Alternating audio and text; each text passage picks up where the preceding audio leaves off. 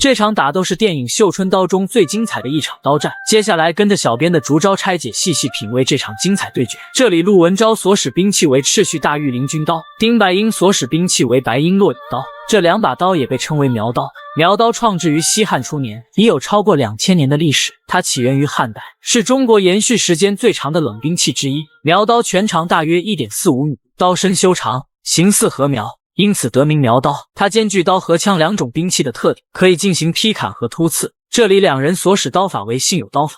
信有刀法是由戚继光所创，陆文昭与丁白英两人也正是戚家军的后人。陆文昭与丁白英率先发起攻击，两人以信有刀法强攻沈炼。虽然沈炼的手中有祖传的绣春刀，但面对陆文昭与丁白英两人的强势进攻下，他只能后退来应对。信有刀法斩马式乘胜追击，沈炼以绣春刀应挡，奈何这一式威力太大，沈炼直接被击飞了出去。沈炼自知不敌，于是他掏出背后的弓弩，直接朝着陆文昭射了过去。右侧闪，这一下虽然被陆文昭躲了过去，但同时也阻挡住了他的强势攻击。假如陆文昭与丁白英一起上的话，沈炼根本就不是两人的对手，只有打乱两人的节奏，自己才方能有所胜机。侧身滑铲，顺势劈刀缴械，低位横斩，跃步下劈刀，这一刀直接劈坏了沈炼的弓弩。丁白英抓住沈炼分神之际，一记横扫刀直击沈炼腰腹，连续下劈刀追击。沈炼先是左侧闪躲避掉丁白英的强势攻击，然后迅速向右侧移动，而丁白英的这一下很有攻防意味。他以为沈炼侧闪后会直接发起攻击，但没想到沈炼竟直接会绕到了自己另一侧，立刀格挡，翻腕横斩，压刀绝力。丁白英骤然发力，直接把沈炼给顶出去，挥刀横斩，上突刺。陆文昭上突刺后，他立马转身，以右手握住了刀身的后侧。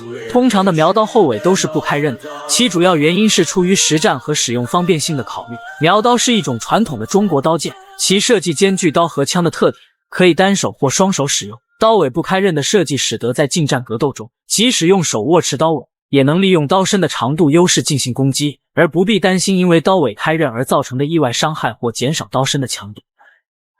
转身提撩，反手下劈，连续下劈刀压制。陆文昭以几记强有力的劈砍，直接把沈炼给压了下去。此时此刻，沈炼是处于完全被动的状态，而且还不止于此。就在这时，丁白英还从背后偷袭了过来，低位横斩，沈炼凌空跳闪，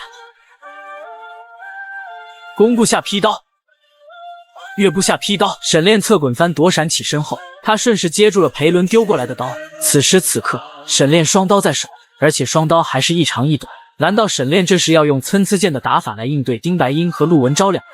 参差剑的打法为短刃主要用来格挡，长刃主要用于进攻。沈炼飞身两记斜撩斩后，直接朝着丁白英攻去，而陆文昭则是和刚支援过来的裴伦打了起来。沈炼持刀冲向丁白英。当初丁白英在竹林中与沈炼的战斗中，就是使用了自己的独门绝技拔刀术，两下就直接斩断了沈炼的绣春刀。此时此刻，丁白英还想用这一招来对付沈炼。接下来我们看沈炼如何应对丁白英的这一招。丁白英以扬手拔刀的姿势转成了鹰手拔刀的姿势，这就是他要使出自己绝技的前兆。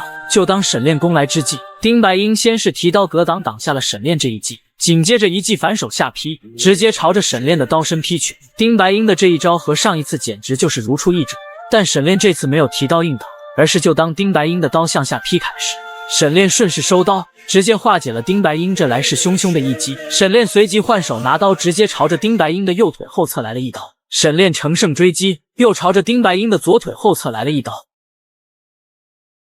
下劈刀反击，压刀反制。丁白英已自知不敌沈炼，于是他赶忙向师兄求助。陆文昭闻声随即支援了过来，飞刀阻击。就在这时，沈炼的兄弟裴伦也从背后支援了过来，并接住了沈炼扔出的飞刀。裴伦这里所使兵器为夹刀棍，刀长1尺2寸，约33厘米，棍的一端装有刀刃，可进行击打和刺击。